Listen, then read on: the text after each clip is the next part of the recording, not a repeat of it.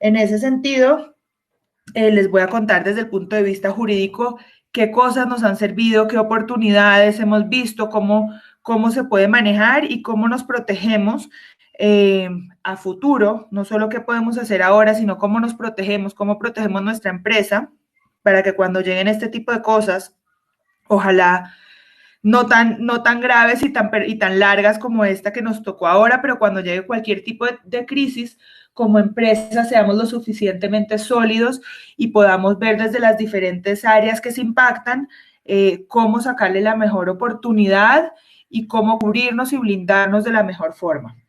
En ese sentido, hay varios temas grandes, digamos, que nos han impactado desde el punto de vista jurídico y que se deben tener en cuenta siempre y debemos mirarlos no solo cuando hay crisis. Lo importante de una crisis es que en el antes la empresa sea lo suficientemente sólida para que en el momento en que llegue la crisis tengamos las herramientas para salir adelante, para no demorarnos y para poder empezar a resolver con lo que la situación nos presenta. Desde ese punto de vista y en esta situación particular han habido varios puntos relevantes con relevancia jurídica. Primero, los asuntos laborales. Esto, digamos, creo que es lo que los emprendedores primero tuvieron que enfrentar. Bueno, ¿qué hago? No van a poder salir de las casas, mi empresa de pronto va a tener que estar cerrada un tiempo o de pronto va a estar cerrada parcialmente y tengo una planta laboral, ¿qué opciones tengo con ellos? Vamos a revisar todas las opciones y cómo me blindo. Después miraremos asuntos contractuales con los clientes, con los proveedores, qué hago, qué debo hacer antes y qué puedo hacer en el momento de la crisis. Y bueno, después miraremos otros asuntos puntuales. Empecemos con el tema de asuntos laborales. Algo muy importante, aunque vamos a tener después un webinar que vamos a ofrecer con la persona de recursos humanos para ese tema particular, pero este es el tema laboral desde el punto de vista jurídico. Es muy importante antes de la crisis, es decir, que la empresa esté preparada laboralmente y cubierta para que en el momento de la crisis tenga todas las herramientas para poder proceder de la mejor forma. Entonces, lo primero es tener claridad de los colaboradores con los que contamos, si son empleados, es decir, que tengo contrato de trabajo con ellos, ya sea escritoral o si tengo contratistas. Y tener toda la información de estas personas es muy importante en el archivo. El contrato, obviamente, debidamente firmado, pero también la información de dónde viven, qué funciones desempeñan, quién es su jefe directo, toda la información para poder hacer un análisis completo y a partir de eso tomar las decisiones pertinentes para decidir si sí o no debo encaminar y tomar algunas decisiones desde el punto de vista laboral. En ese sentido, las empresas con una planta de personal grande, pues esto implica su gasto mayor en algunos casos y como tal, cuando se encuentra cerrada por un tiempo o parcialmente cerrada o cuando los trabajadores no pueden salir a trabajar porque hay cuarentenas, pues nos vemos frente a un reto y contar con toda la información va a ser el primer paso para que podamos tomar las decisiones más inteligentes y pertinentes. Algo importante para tener en cuenta en el derecho laboral es que en el derecho laboral todo lo puedo pactar siempre y cuando no vaya en contra de la ley. Entonces eso nos dio unas grandes herramientas en este momento de crisis. Yo puedo acordar con mis trabajadores siempre y cuando ellos lo acepten cualquier tipo de cosa que no vaya en contra de la ley, obviamente. Y eso nos da un margen muy amplio de opciones. ¿Qué tips, digamos, importantes en cuanto a esto? Entonces yo reviso, ¿voy a poder salir? ¿Van a poder salir o no van a poder salir? ¿Quiero contar con ellos o no quiero contar con ellos? ¿Quiero aprovechar el momento para sacar a alguna gente porque definitivamente se me van a reducir los ingresos y no puedo continuar con este nivel de gastos tan fuerte? Entonces, para esto, puedo hacer acuerdos con los trabajadores. Primero, para cambiarle las funciones. Es decir, esta persona en este momento se desempeñaba únicamente en la contabilidad, pero ahora yo necesito unificar porque tengo menos gente, porque tengo que optimizar y necesito también que haga labores administrativas. Eso lo puedo hacer y de hecho para eso ni siquiera necesito su acuerdo. Le hago un cambio de funciones, una notificación diciéndole que a partir de la fecha, por ser yo su empleador y tengo la potestad de determinar que ahorita también se va a encargar de X funciones, siempre y cuando no sean cosas salidas, digamos, por ejemplo, que a un contador lo voy a poner a manejar un carro, pues complicado porque puede que no tenga las habilidades, que vaya, digamos, dentro de un camino similar al tipo de actividades que desempeñan. Eso, digamos, sería una decisión leve que podría llegar a tomar. Pero puede llegar el caso en que diga, no, definitivamente tengo que terminar contratos de trabajo porque tengo una planta muy grande y no me da. En ese escenario, yo sí puedo terminar contratos de trabajo o puedo hacer una reducción salarial o reducción de jornada. Para estas cosas, reducción salarial o reducción de jornada, sí debo contar con la aprobación del colaborador, es decir, necesito que me firme un otro sí, un documento donde me acepte el acuerdo. Por ejemplo, una posibilidad de reducción de jornada. A partir del momento usted va a trabajar medio tiempo y asimismo le pago medio salario. Esa es una posibilidad muy válida. Lo único importante es, eso lo dejo plasmado en un documento mediante el cual el trabajador me lo acepta. Muy importante en el momento de la negociación es la forma en que se transmite la información. Ese tip, aunque no pareciera un tip jurídico, es realmente la clave del éxito en este tipo de acuerdos, porque si yo inicio haciendo solicitudes o exigencias o la forma como yo hablo le transmite al colaborador como si yo lo estoy exigiendo, obligando o coaccionando a tomar una decisión, por más de que él me lo firme, posteriormente puede decir, no, yo firmé eso obligado. Aunque en el documento nos vamos a cubrir, en derecho laboral, la realidad vale sobre la forma, es decir, que más allá de lo que escribe, si él después logra probar que yo lo obligué, es muy complicado. Entonces, la forma como yo me comunico, le informo que no está obligado, pero que la situación nos lleva a tomar esta decisión, que es la única forma de que la empresa salga adelante, etcétera, etcétera. Esa forma de comunicación es muy importante para la aceptación del acuerdo y para que el mismo sea perdurable en el tiempo, y no me traiga complicaciones. Esa es una posibilidad.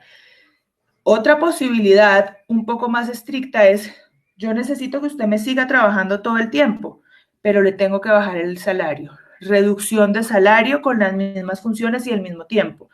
Parecería injusto, pero es viable siempre y cuando el colaborador esté de acuerdo en las mismas condiciones en las que les estoy planteando. Esto muchas empresas lo hicieron, algunas lo hicieron tal cual, reducción de salario, asimismo se reducen las prestaciones, pero otras empresas lo que hicieron fue, bueno, yo le voy a seguir pagando sus prestaciones sobre el valor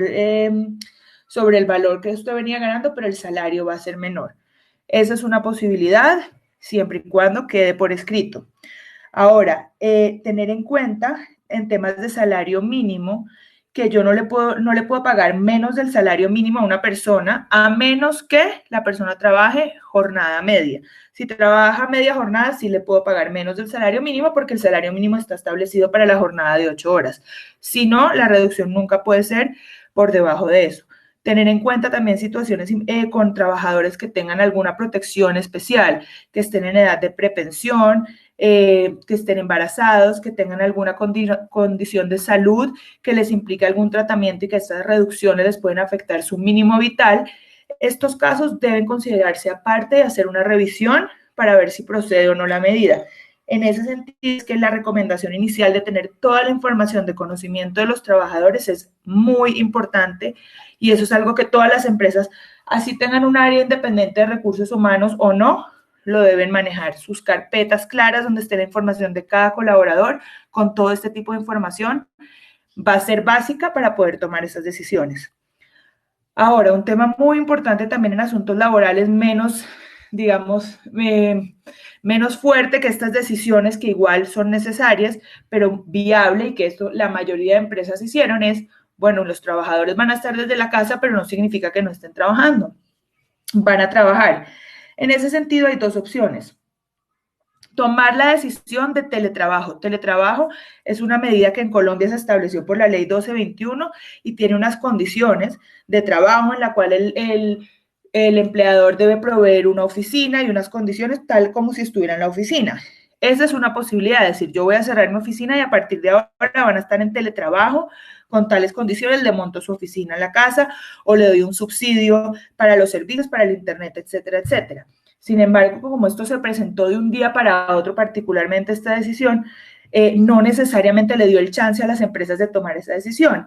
Entonces ahí lo que hablamos es de un trabajo remoto, que es algo temporal en lo cual yo no dejé la oficina, no significa que usted siempre va a trabajar desde la casa, no te monto tu oficina, no te pago el subsidio, pero te digo, por un tiempo determinado vas a trabajar desde la casa.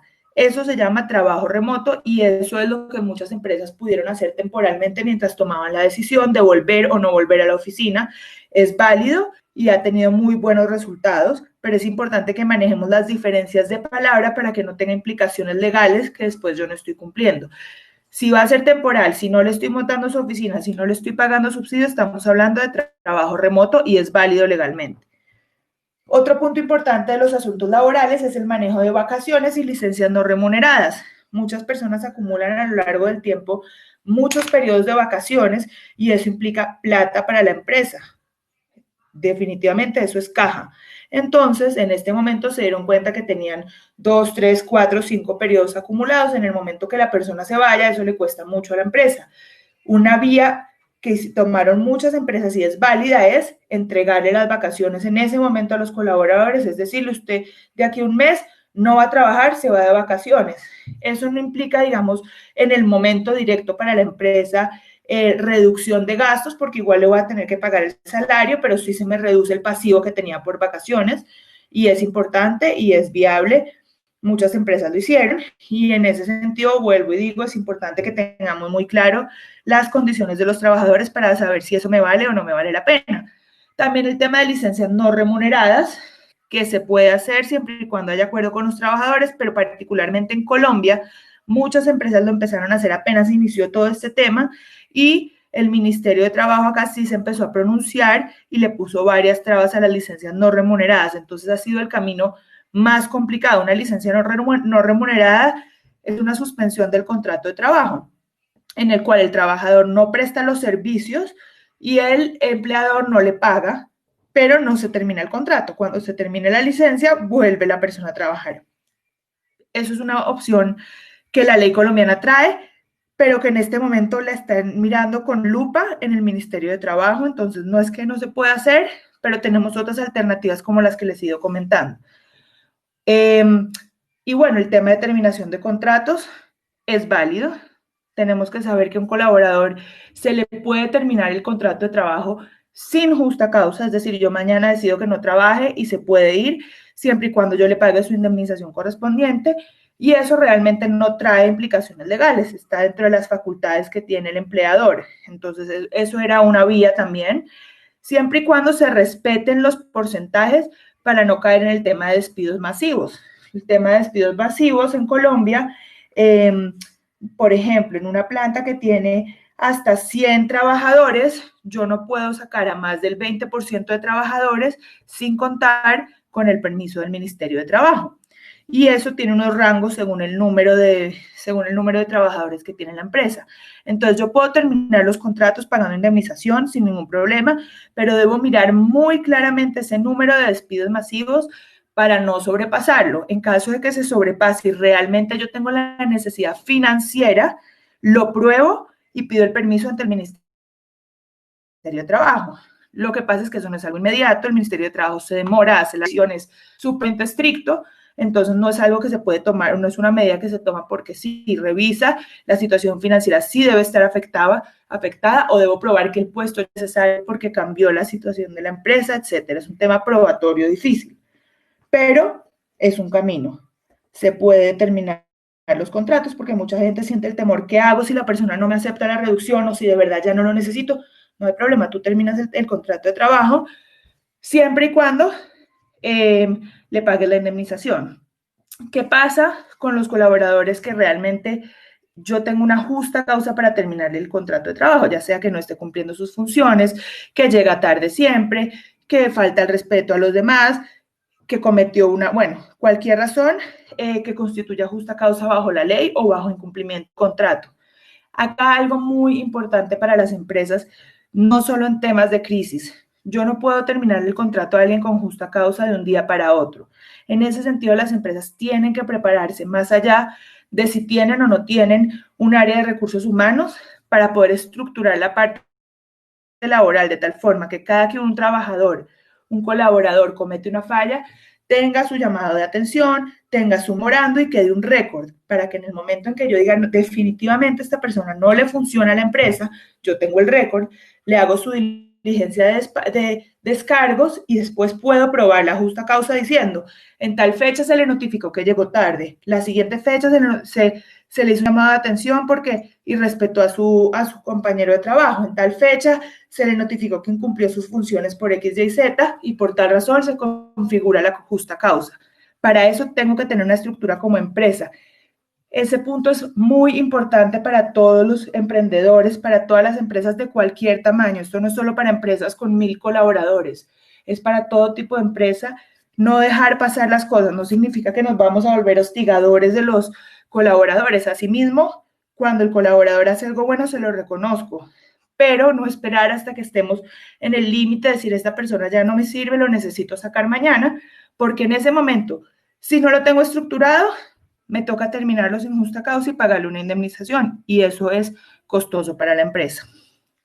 Bueno, y en otros asuntos laborales, tenemos los subsidios que cada gobierno ha sacado. En Colombia tenemos el subsidio al empleo, el subsidio a la prima. Para esto, pues han salido decretos específicos que se analizan si la empresa aplica o no aplica. Los requisitos son supremamente estrictos, entonces si caigo dentro del porcentaje de reducción, aplica y si no, no aplica. Así de sencillo, pero son posibilidades también dentro de los asuntos laborales. Esto es en general, como vemos tenemos varias posibilidades, pero lo principal y como conclusión es preparación antes de conocimiento de todos mis colaboradores, manejo de la información y tener el día a día de los colaboradores muy supervisado para yo saber con quién cuento, con quién no cuento, y si hay alguien que realmente no funciona, ya haberlo tenido estructurado para poder hacer una terminación con justa causa en caso de que sea lo que se requiere.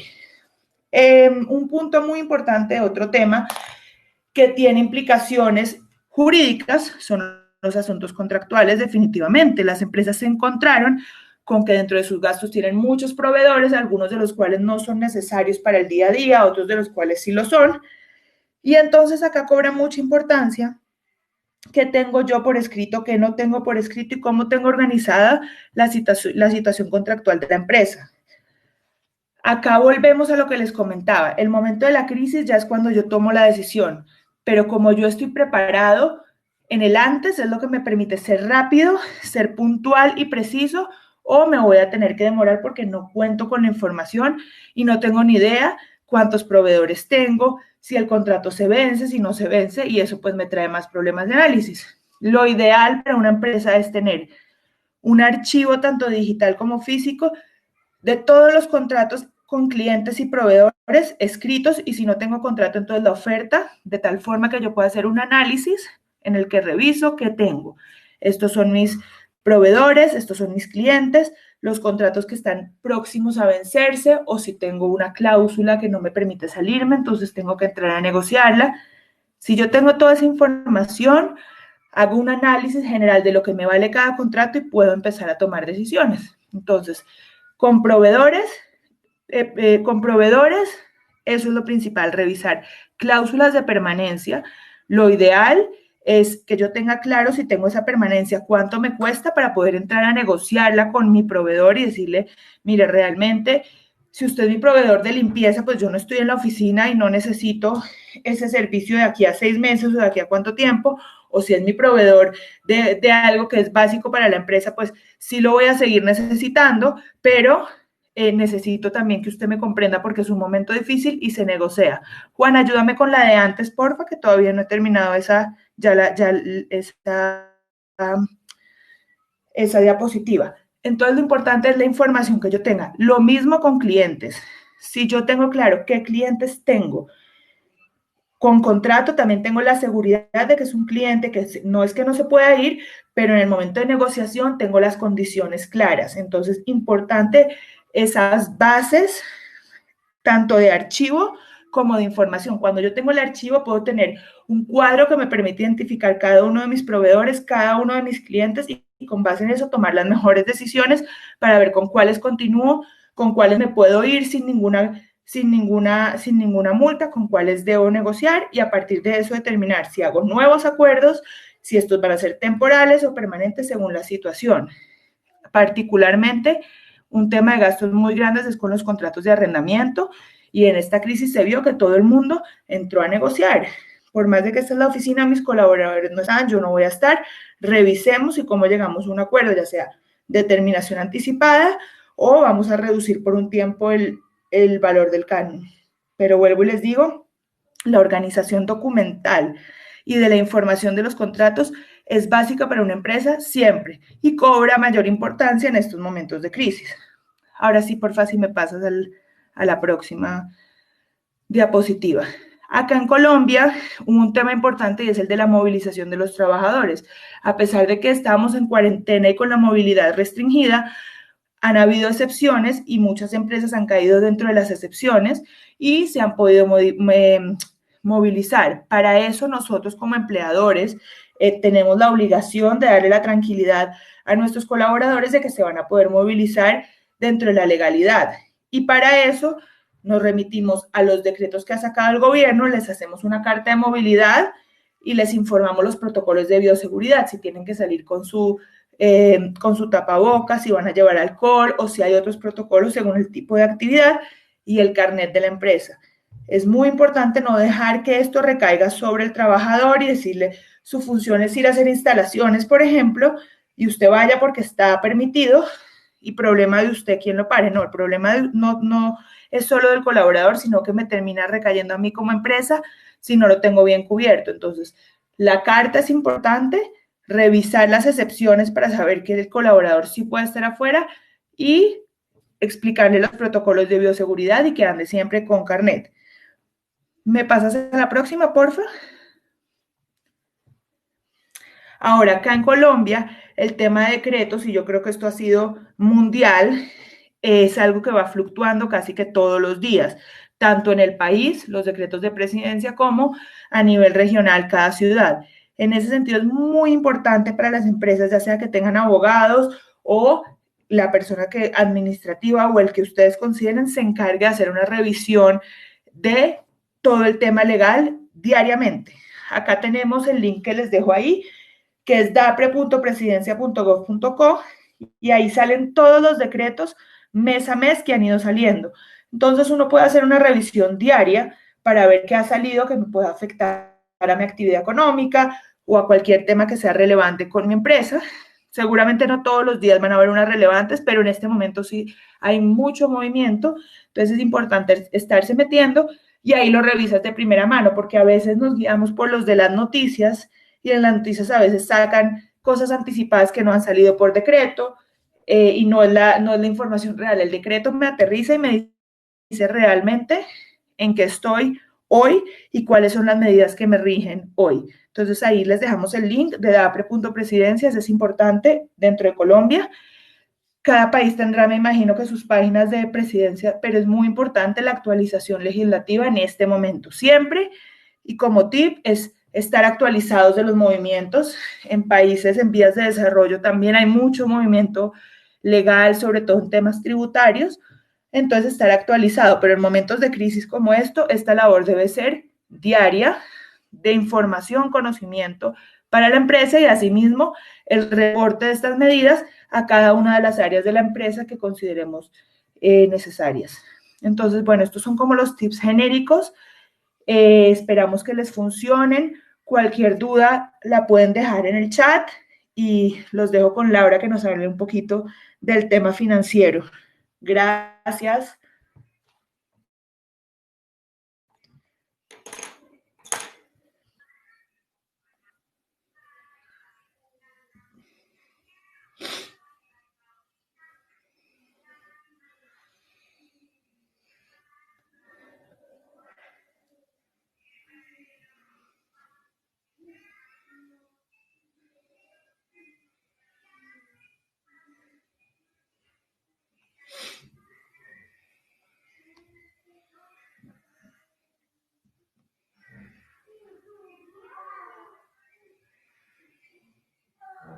Sabía que apenas tenía el micrófono en silencio.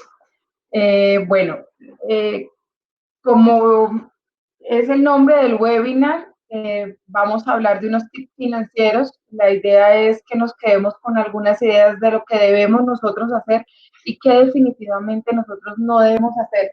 Hay cosas que aquí nos sirven tanto para las compañías como para la economía, digamos, ya interna o personal de cada uno de nosotros. Siguiente diapositiva, por favor. Bueno, lo primero ante cualquier cosa es que nosotros no podemos perder de vista nuestros objetivos ni dejar a un costado todo aquello que nosotros queremos lograr como compañía. ¿Qué nos puede pasar? Que simplemente en vez de lograrlas en 6 meses, pues nos va a tomar 9 meses, que si las teníamos planeadas a corto plazo, las vamos a planear a mediano plazo, pero la idea es no perder de vista cuáles son nuestros objetivos, ya sea de rentabilidad, sean de liquidez, sean de captar mercado y con base en eso, pues de acuerdo a la nueva realidad que nosotros tenemos, idear nuevas estrategias. Es importante saber qué es lo que nosotros queremos obtener, cómo, cómo lo debo ofrecer, qué debo hacer y qué debo tener para poder hacer y lograr mis metas. Siguiente. Las principales medidas tributarias nacionales que se tomaron, pues aquí yo las estoy numerando, y es que se establecieron plazos para el pago de la primera y la segunda cuota de a las instituciones, con cuota de la sobretasa a las instituciones financieras. Se presentaron plazos para la presentación del impuesto extraordinario al patrimonio, plazos para la presentación de la declaración del impuesto a la normalización tributaria. Se ampliaron las fechas para el pago de las cuotas del impuesto sobre la renta y el impuesto sobre las ventas. En el caso del impuesto de renta, pues la primera cuota se vencía en el mes de abril, nos dieron plazo hasta mayo, y la final, la segunda cuota que debía pagarse a mediados de julio quedó para final de año. Hubo plazo para pagar el anticipo bimestral del régimen tributario simple, exclusión del impuesto sobre las ventas en la venta de territorio nacional e importación de computadores. Este viernes aquí pues en Colombia es día sin IVA, van a venir otras temporadas o otras fechas en donde se van a colocar estos productos para la venta sin IVA. Se especula que están los supermercados o los centros de cómputo subiendo precios. Esto ya está también estando regularizado para evitar que pues, se abusen y que realmente esta medida de no pagar el IVA sea una medida que beneficie no solamente al usuario, a uno como persona natural, sino a las empresas, porque también puede ser un momento, dependiendo el estado en el que se encuentra la compañía, para invertir en aquello que ha dejado de invertir a muy buen precio. Ampliación de plazos para la presentación de la declaración anual de activos en el exterior para grandes contribuyentes y para las personas jurídicas, y para el pago de las cuotas de la declaración de renta. Hubo modificación de los plazos para el suministro de información exógena del año grabable del 2019, para el suministro de la información anual y anual con corte mensual. En este momento nos encontramos en reporte de información exógena. A finales de este mes ya creo que se vencen los plazos para todas las compañías. Siguiente. Otras medidas que ha tomado el sector financiero es la disposición de 2 líneas de crédito, una con Bancoldex y otra con el Gobierno Nacional, para permitir el flujo de dinero de emprendedores y de micro y pequeñas empresas. Estos créditos se encuentran demorados. No necesariamente, la medida salió aproximadamente hace 2 o 3 meses. Este es el momento en que apenas en algunos casos están contactando a las compañías por el mismo volumen de solicitudes que les llegó. Lo comento porque en el caso nuestro nos pasó, y esa fue la explicación que nos dio Banco Agrario, que aquí en Colombia pues es la entidad del gobierno que financiada con el Fondo Nacional de Garantías, nos tiene una buena tasa. El proceso es demorado, nosotros en este momento nos encontramos en proceso, pero Lo menciono es para que no se pierda la fe, o que porque no nos llamaron en los 2 primeros meses no se pueda lograr, no sé si se logre, pero digamos que es una buena alternativa. Y lo otro es que Bancoldex abrió líneas directas con ellos para adquirir crédito y no necesariamente a través de intermediarios, con tasas muy buenas, y adicional a que la tasa es aproximadamente del 9% efectivo anual. Lo más importante es que tiene periodos de gracia entre 6 y 9 meses, lo cual puede permitir oxigenar a las compañías. Lo otro, aquí en Colombia, pues mientras está la fase de la pandemia, muchas entidades financieras permitieron la condonación de intereses, periodos de gracia, aumento de plazos en los créditos, ampliando el plazo de las obligaciones y congelando en la medida de lo posible lo que son intereses y el mismo capital. Otra de las medidas que está pactada son las tasas de interés, las cuales se pudieron reducir al máximo de acuerdo a lo que dice el gobierno. Esperemos pues que tengamos a nivel de usuarios pues una mejor oportunidad de poder adquirir créditos con tasas de intereses más beneficiosas y canales de negociación. El sector financiero ha habilitado canales dedicados para poder hacer gestión directamente con ellos y renegociar las condiciones de las obligaciones que se tienen. Se están renegociando los factoring, se están renegociando los leasing, los créditos. Los bancos en este momento están muy abiertos a brindarle herramientas a las empresas, pero pues hay que tener cuidado. El hecho de que nos brinden buenas herramientas no significa que todas las debemos tomar. Hay que analizar internamente las necesidades de cada compañía. No vale la pena endeudarse si no es necesario. Siguiente. ¿Qué más? Tenemos que está prohibido de alguna manera calificar de manera negativa o afectar a las compañías, a los clientes, de manera directa, digamos, en un reporte que aquí se llama Data Crédito sobre la información crediticia, debido a que estamos todos en un tema de congelamiento de financiero. Entonces, algunas personas se están apalancando, algunas compañías se están apalancando, se paga un crédito, se paga el otro. La idea es que, si bien es cierto, las compañías están jugando para poder salir adelante, el gobierno o estas entidades no nos pueden reportar. Bueno, ya les hablé de las nuevas líneas. El sector financiero está sacando nuevas líneas para estructurar paquetes crediticios. Bueno, ellos están diversificando. La responsabilidad con los proveedores como compañías, y es que debemos reducir los tiempos de pago a máximo 5 días de todos los proveedores. Plazo para el pago de la prima. Esto nos dieron, si no estoy mal, son 3 meses para amortizar internamente en la compañía el pago de la prima.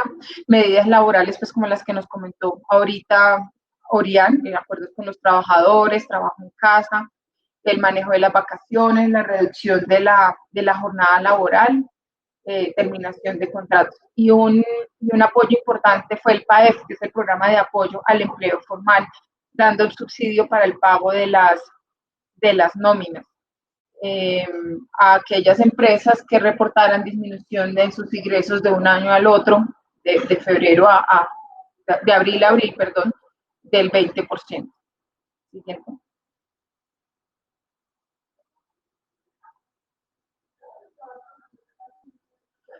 ¿Qué nosotros no podemos dejar hacer? Pues lo que les comentaba hace un rato, no debemos dejar de utilizar aquellos beneficios financieros que fueron otorgados por el gobierno, que deben ser gestionados con cada entidad y que a nosotros internamente como compañía nos benefician. Hay que seguir buscando alternativas de ingresos, no se debe dejar de buscar los clientes, se debe diversificar muy posiblemente el portafolio, ser más flexible a la hora de marginar, cuánto se está dispuesto realmente a sacrificar, eh, optimizar los costos, renegociar con proveedores, como hablaba Oriana hace un momento, también desde el punto de vista contractual, ya sea modificando contratos temporales o permanentes, negociando precio, tiempo. Realmente en esta época de crisis, pues trabajar solo con lo que realmente es indispensable, tomar las medidas laborales, tomarlas a tiempo, no dejar de cumplir con las obligaciones financieras. Si bien es cierto, hay congelamiento en créditos y en obligaciones, si hay que cumplir alguna obligación, por ejemplo, el pago de la retención en la fuente, el pago de un crédito, porque efectivamente nos comprometimos a que no pagamos cuota, pero sí tenemos que pagar los intereses. Así no vayamos a ser reportados, es importante de todas formas tener un buen comportamiento, porque más adelante podemos requerir un crédito y este comportamiento de todas formas, aunque no esté reportado, nos puede afectar con la entidad puntualmente. No se deben tomar decisiones de corto plazo, se debe mantener la visión a futuro, lo que les comentaba desde el principio. No dejar los objetivos a un lado, que toca reinventarse, sí, que toca tener nuevas estrategias, sí, pero no perder aquello que se quiere, que se anhela, que se desea o que se planea como compañía. Y no se deje llevar por la desesperación. Hay que tomar decisiones estando informados y asesorados en pro de la estabilidad financiera. La desesperación a veces nos lleva a tomar decisiones de entreguemos, por ejemplo, entreguemos la oficina. Bueno, pero realmente es necesario, yo voy a reubicar nuevamente la gente en la oficina, cuánto me vale el trasteo realmente, ahí voy a tener un ahorro. No, es mejor en ese caso pues negociar con la persona del arriendo, con la compañía, y buscar alternativas desde el punto de vista de precio o plazo de pago y renegociar, porque al final si solamente nos fijamos en el ahorro que tenemos que hacer en el momento, se pierde de vista lo que se quiere a futuro.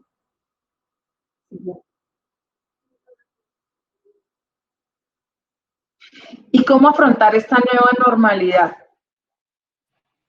Tenemos una primera etapa que es una etapa de transición. Aquí es donde se deben tomar las medidas para poder regresar a esquemas de trabajo presencial, pensando en el negocio integral desde la continuidad operativa, teniendo en cuenta la tecnología, la seguridad, la productividad y el bienestar de las personas en general. Tenemos un marco regulatorio, entonces hay que considerar todos los escenarios de política, salud y riesgos para desarrollar un plan integral, priorizando las actividades para poder volver a la normalidad. Hay que tener en cuenta la fuerza laboral, tomar las medidas necesarias y prácticas para garantizar la seguridad de los empleados y de sus clientes cuando regresen al esquema de trabajo presencial. Si no es necesario que la gente venga a la oficina a laborar, pues no la expongamos. Realmente el riesgo no solamente está en el sitio de trabajo, como bien lo sabemos, está en el medio de transporte en el que estemos, con quien nos relacionemos, el ascensor, la escalera. Entonces, no nos expongamos.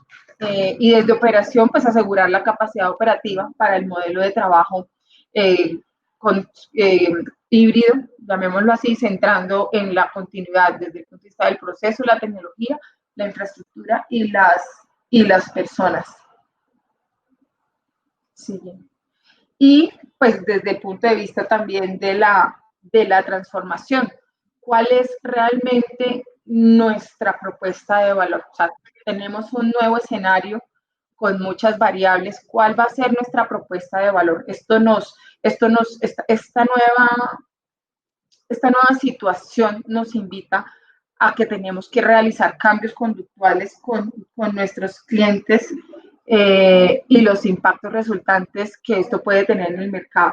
El modelo operativo, realmente revisar si se debe ajustar o no se debe ajustar, al igual que modelo de negocio, reinventando el esquema, la forma de poder llegar al mercado, pero sin dejar de perder, vuelvo y les digo, lo que se tiene pensado para un futuro. ¿Qué medidas hemos tomado nosotros aquí en la compañía? ¿Y cuáles consideramos que hayan sido de utilidad para nosotros? Pues nosotros principalmente, la primera medida que tomamos fue desde el punto de vista laboral. con las personas. ¿Por qué? Porque para nosotros el capital humano es lo más importante. Nosotros sabemos que sin las personas eh, no podemos funcionar, requerimos el capital humano. Entonces se tomaron decisiones importantes que permitieron continuar con la operatividad dentro del marco regulatorio, como mencionaba Orián, algunos con reducción de jornada laboral, algunos tuvimos que desafortunadamente hacer algunos despidos porque pues, es personal que por estar en congelamiento de actividades, pues realmente no se requerían, hubo algunas suspensiones de contrato.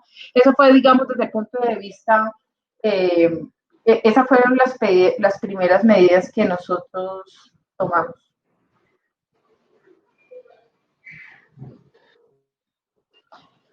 Hola, bueno, tenemos una pregunta por parte de Francisco que va dirigido hacia la doctora Orián, entonces para que porfa nos colabore la doctora. ¿Cuáles son las principales medidas que ustedes han tomado como consideran que han sido de mucha utilidad para ustedes y que le recomendarían a sus...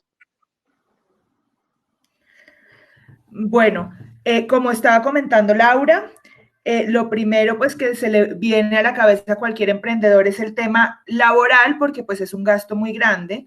La primera recomendación es hacer un equipo multidisciplinario de crisis en el cual desde la parte financiera, jurídica, de recursos humanos y gerencial se revisen todas las circunstancias, se haga un análisis profundo de la información de lo que puede esperar la empresa según el tipo de empresa que es, porque definitivamente no es lo mismo un restaurante que una empresa de alimentos, que una empresa de tecnología. Y esa es la primera recomendación, porque digamos, no podemos generalizar que lo mejor es sacar colaboradores o lo mejor es quedarse con todos los colaboradores o lo mejor es reducirles la jornada. Lo mejor es tener un equipo multidisciplinario en el cual se haga una especie de comité de crisis para revisar la situación. Esta revisión no es una vez y es lo que nosotros hemos venido haciendo.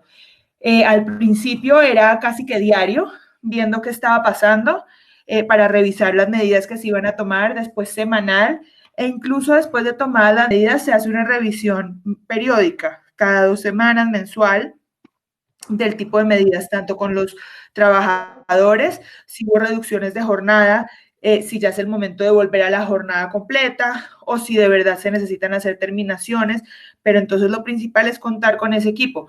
Entiendo que no todas las empresas son grandes y tienen área financiera y área jurídica y área de recursos humanos, pero seguramente hay colaboradores que son los mejores para ese tipo de temas. Entonces, hacer la revisión, rodearse del mejor equipo para eso, es el mejor tip que por lo menos a Whitec le ha funcionado para empezar a tomar las decisiones frente a colaboradores y también frente a contratos que también en Whitec tuvimos que hacer la revisión.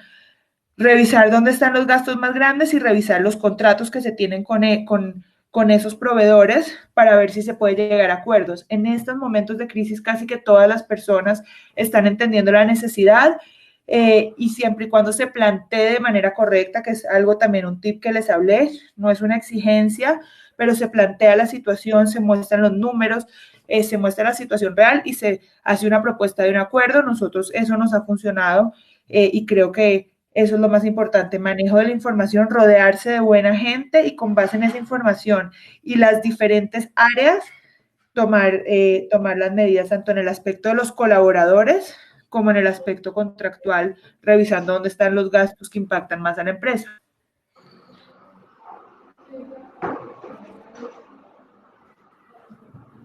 No sé si hay alguna otra pregunta o con eso queda resuelta.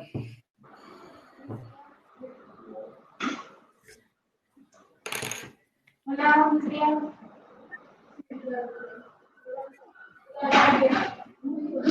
bueno, aquí de pronto para complementar lo que comentaba, digamos ya Orián y ya para cerrar es, no debemos dejar de hacer un presupuesto para la crisis. Se debe ajustar el presupuesto actual de la compañía teniendo en cuenta las variables que tenemos en ingresos y en costos que han generado la crisis, incluyendo también el presupuesto de la crisis. Hay que hacer varios escenarios para determinar el mejor movimiento para la compañía. No se puede controlar aquello que no se conoce. Pues como hablábamos hace un momento, refinanciar la deuda para extender el periodo de pago y reducir las cuotas teniendo en cuenta los beneficios financieros que hay es una buena alternativa. Reprogramar la deuda, eso le permite a uno retrasar el pago de las cuotas, tener en cuenta el periodo de gracia y sin pago de intereses, que es lo más importante para generar un poquito de flujo. Consolidar las deudas, eso se traduce en unificarlas. Lo que se tiene con distintos bancos, pues en la medida en que se pueda tener en uno, pues la tasa, entre mayor valor, pues la tasa y más tiempo, la tasa va a ser mejor, y sobre todo tomar medidas a tiempo, como comentaba Orián, pues parte digamos, de que nosotros estemos saliendo a flote es que las decisiones las hemos venido tomando a tiempo, hemos hecho planeación y estamos muy flexibles con el presupuesto y con nuestra proyección.